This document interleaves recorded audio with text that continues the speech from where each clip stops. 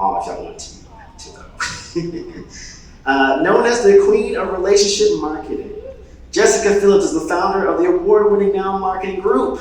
She emphasizes the corporate America and brands to choose to serve, not sell. And her personal mission is to help people to love more, give more, and be more. And I think with everything that's happening in the world, demand industries, community, all that stuff at play, I think we should do more introspection to figure out how do we focus on our brand roots, which Jessika will be talking about. So come to the stage now, Jessika Phillips.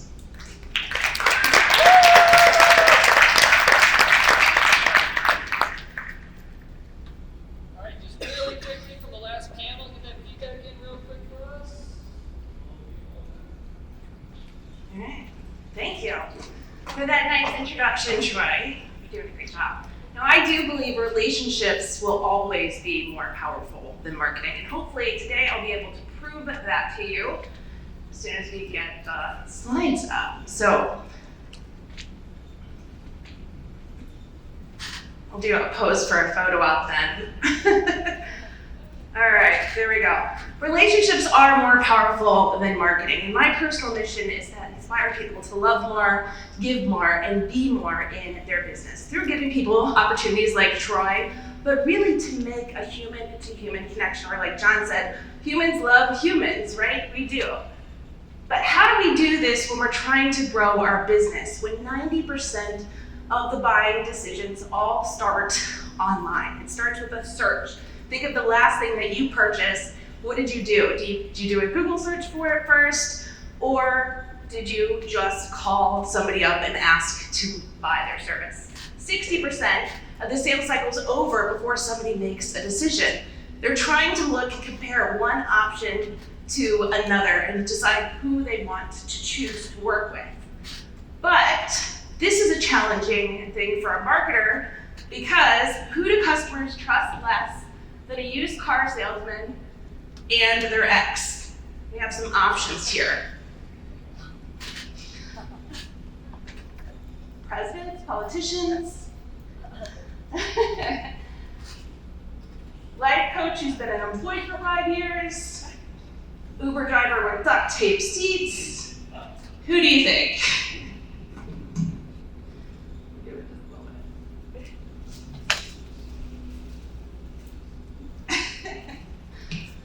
These were fun coming up with.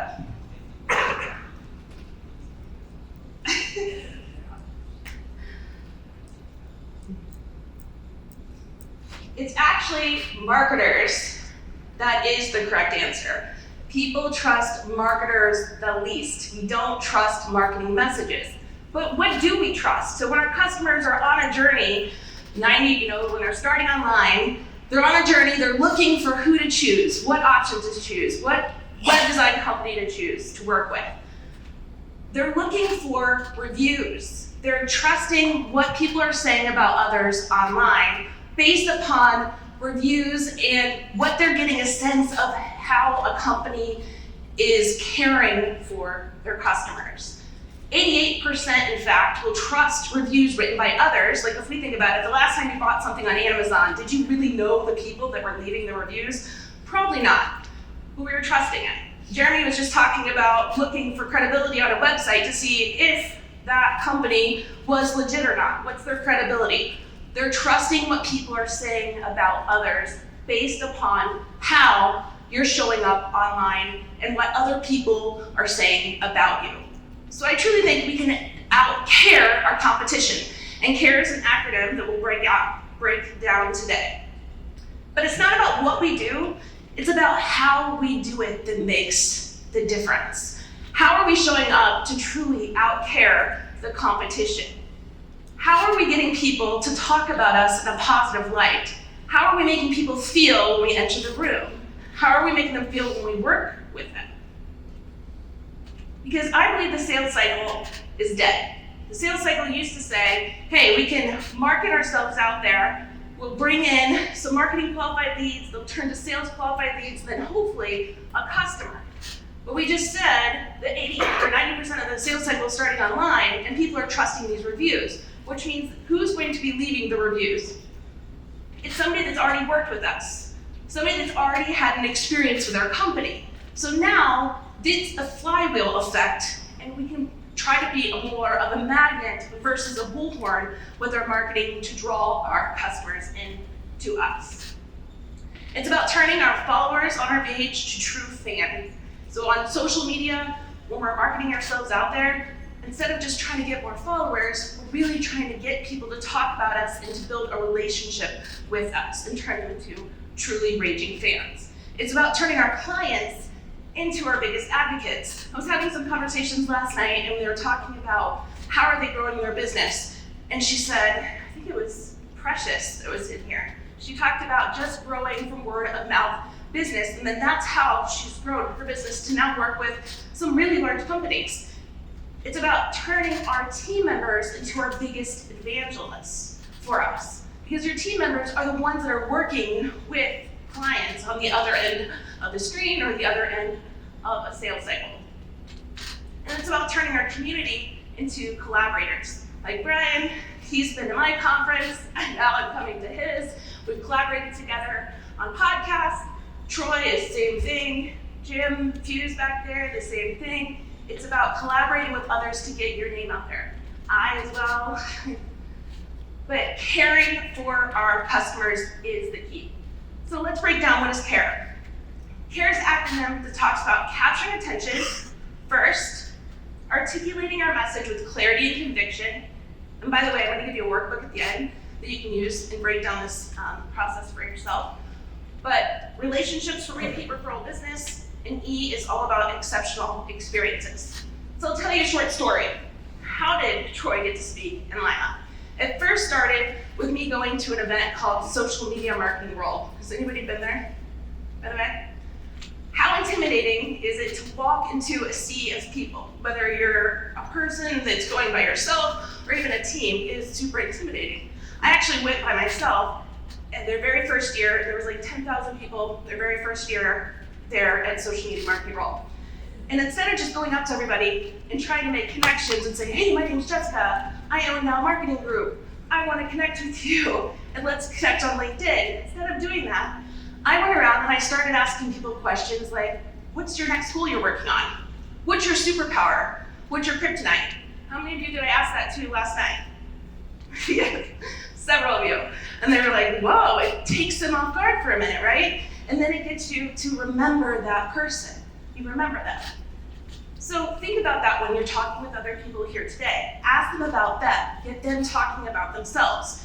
And ask them an open-ended question. When I did this, there we go. Not only did I do that, I took that sea of people and I wanted to make it smaller. So I said, how about this? The people I really made a good connection with and I thought had a really great story, I invited them to a s'mores night. How many of you have been part of the s'mores night? A few of you, I know, in here as well. And what did we do? That first night, the s'mores, it had about 5-6 people. We had s'mores and wine. But then it grew from there. The next night, more people came. And we laughed, we told stories. We didn't talk about just work. We built true relationships. From there, after having that s'mores night, I then decided first to shift the mindset from buying to, instead of buying to belonging. And that s'mores night then grew to me hosting my own conference because the people that I had there, we continued our relationships, we continued our conversations and building that rapport with one another. So then when I said, hey guys, I'm hosting an event called Social Media Week Lima that happens in June, I would love for you to come speak at this event. No, I can't pay the speakers, unfortunately, right now, yet with it still being kind of new and getting started, but they showed up, and they showed up. We were just talking about it at lunch. Where did you drive from, fly from the very first year? South Korea. South Korea to come to this event. Jim, where did you come from? I just said I was stuck at the airport. Your birthday too? Yes. Airport. Yeah, fabulous. Yeah. But from South Korea, where did you come from? I drove from Atlanta. From Atlanta. Chad, what about you? Now Chad's our MC. I expect the prior 6 months actually in bushes in your backyard. Oh, there we go, yeah. That's why you got there so fast. I wondered. Texas. But now it's growing to be the largest social media conference in the Midwest.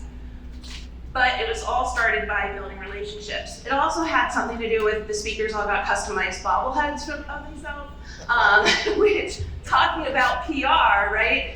What are the speakers gonna do the very first thing after they get their speaker gift?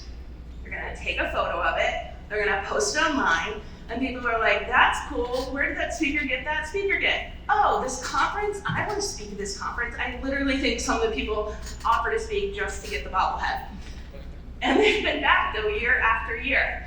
And it's a good time, but we build in-person community. Again, our message though is bigger than any product or service. Our message is what people are saying about us online. It's what people are telling other people it's like to work with you, or to be connected to you, or come to your event. So it doesn't matter if you're a person or a team of one or many, your PR, your marketing is all about getting other people talking about you in a positive light. I like to say to our clients, stop counting the likes if we're talking like social media, and really look at your conversations that are being had about you and your brand. Where are people talking about you though? Nowadays, a lot of it's happening inside of inboxes, right? It's happening inside of dark social forums. So you have to make sure that we're creating this momentum of relationship ROI, so when people are talking about you, whether it's referring you on from word of mouth now to world of mouth online, when they're talking about you in a positive light, and it's growing that momentum.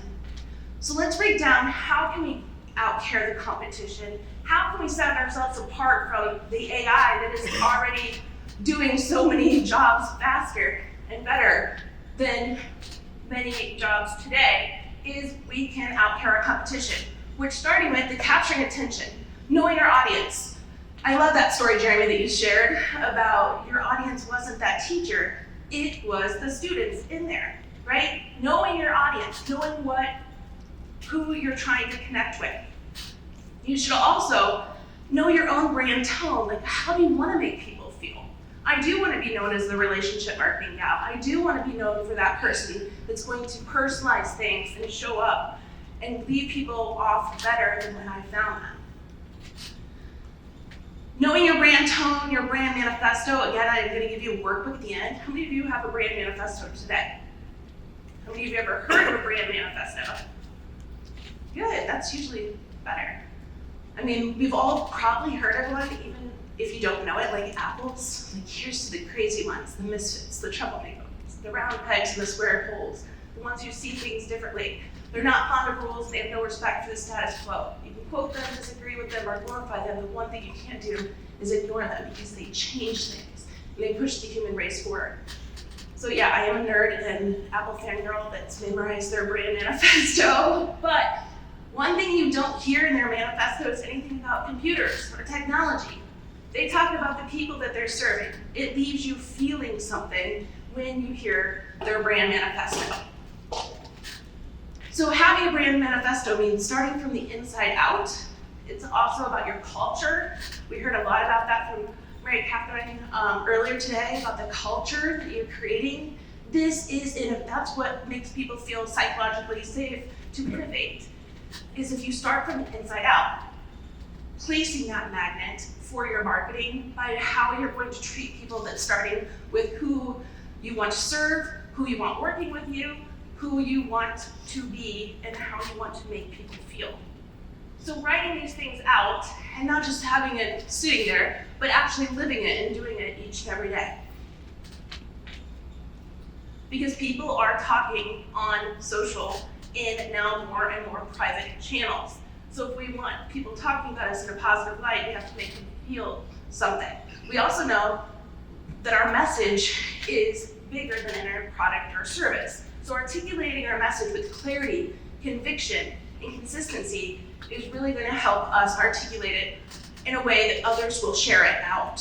So think about, how do we create content that other people want to share? One of the ways is like collab blogs or collab podcast, as I've heard a lot today. The podcast is the new blog. But whatever you're doing, think about, who can I do it with? Who can I collaborate with in order to get that message out there? Feature others too when you're looking at your social media. You can feature others and share in their success. Engage with them. That's going to be a way that you can build a better relationship online. Ask engaging questions.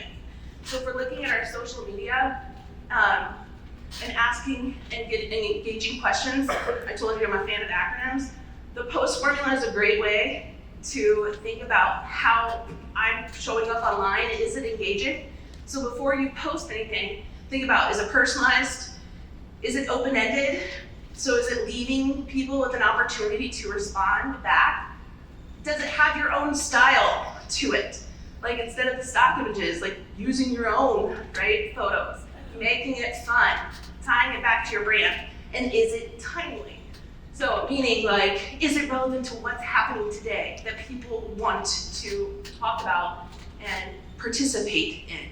One of the things I always have my team members do when they're writing content for our clients for social media, I have them read it out loud. And I'm like, would this sound natural if you're talking to somebody else, if you're reading that post out loud? See how it sounds.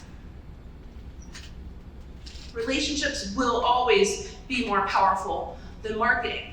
That's one thing to keep repeating in your head when you're thinking about growing your business. How can I use my marketing to build better relationships? What are some things that I can do internally as well? Again, we talked about collab blogs or videos. One of the other things I heard, Jeremy was just talking about the PR. I love sending video emails. That's something people are gonna open, right? Or audio messages on LinkedIn, instead of just one of those generic ones that they prompt you with, right? Like how can you stand out in a way that people are going to remember you in a positive way? Because not all PR is good PR, like we heard earlier as well, right? Personalized one-to-one messages. That's what I do after every sales call that I have. I'll send a video thank you email back to them, but then I'll also, when they become a client, I'll send a personalized card to them that has like their brand on it, or maybe their family photo, whatever. Nothing too creepy, but something personalized for them. Like the speaker gifts, right, for Social Media Week Lima is a personalized bobblehead, something that they're going to keep. There's been so many times that I've worked with clients, and over the years I'll go back to their office and they still have their card on their bookshelf or their desk because it's something that means something to them. Truly add in delight too, because if we said like people are trusting those reviews online, so the sales cycle is never over. You should always be delighting your current clients, your current team members, so they're talking about you. So think about how can I build in better experiences for our clients, our existing clients, and let them be our marketing army for us. That's how we can truly blossom our brand roots. Because relationships are the currency of business, and experiences are the way that that currency is exchanged. Experience, I have our clients write out, like how is their sales cycle? From start to finish, how's somebody gonna find you? What's their experience like when they're on your website? And then what's the onboarding process look like? And then look at where can I remove friction and where can I add in delight? So like some of the clients' budgets for their marketing has been building in like customer portals or something that's going to better serve their existing customers. Because that, again, is going to get people talking about them and blossoming their business growth that's sustainable, right? Because people are going to keep talking. So look at how can we have frictionless onboarding? What can we simplify? Because websites are no longer, hopefully nobody has a website that's just a brochure. Hopefully there's some kind of utility built in that's going to streamline things for your customer.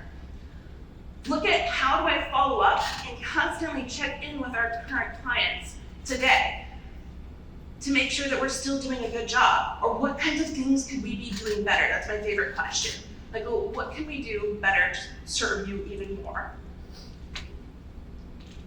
Truly care for your customers. Delight, deliver, do it again. We always like to add on the charm when we're first selling a client, but look at how can we add that delight again and again over time for our current customers, our current team members. We like to try to celebrate our team, like each year, we call it our now anniversary for us, and we give them a sugar wish or something that we can send to them, because a lot of our team is remote. We'll feature them online. We want them to feel cherished and like they, truly are a good part of the team, because they are. We do the same thing for our clients, sending them a card on their anniversary, working with us. We want to make sure that we're continuing to delight, deliver, and do it again, not just at the beginning of the sales process. Because if people love working with you, they're going to insist that others work with you too. They're going to say, no, it doesn't matter that this other company, that maybe that you've seen online, you should work with this person. We've seen this now, especially on social media or Facebook, where somebody's like asking, who should I hire for this? And you can see the companies that are really doing a great job at relationship marketing, because people will advocate for them. Like, I know many of us that work in digital marketing in here, we've seen it in the chat groups and stuff when people are asking, like, what kind of social media tool should I use for scheduling? And people will double down on a warm pulse because they built in this culture of care within their company, not just with their customers, but with their team and also their collaborators too. Okay, as I promised, I want to give you this relationship and ROI workbook if you'd like, or if you don't want to scan the QR code, you can go to nowmarketinggroup.com/care. But this will walk you through building out your own relationship marketing process with examples in there, how to create your manifesto if you've not created one before. There's also some videos in there that will help you as well, because I want to care more for all of you as well. But it'll walk you through thinking of ideas of what kinds of content to create to draw in the right audience, as well as some ideas for delight. I care a lot, it's kind of my thing. So I thank you guys for letting me share it with you today on how you can care more for your customers as well.